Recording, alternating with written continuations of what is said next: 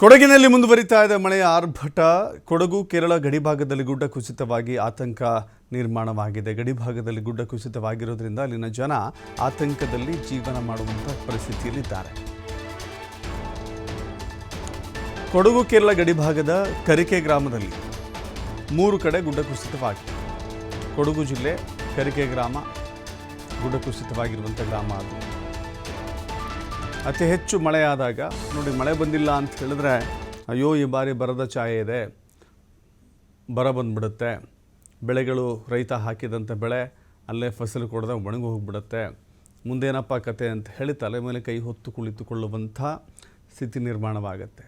ಈಗ ಅತಿ ಹೆಚ್ಚು ಮಳೆಯಾದರೆ ಆ ಬೆಳೆಯನ್ನು ಉಳಿಸಿಕೊಳ್ಳೋದು ಹೇಗಪ್ಪ ಅನ್ನುವ ಚಿಂತೆ ಜೊತೆಗೆ ಮನೆ ಮಠ ಕೂಡ ಗುಡ್ಡ ಕುಸಿತವಾಗುವ ಕಾರಣಕ್ಕಾಗಿ ಮನೆಗಳು ನೆಲಸಮಾಗುತ್ತೆ, ವಿದ್ಯುತ್ ಕಂಬಗಳು ನೆಲಕ್ಕೆ ಬೀಳುತ್ತೆ, ಮರಗಳು ನೆಲಕ್ಕೆ ಬೀಳುತ್ತೆ.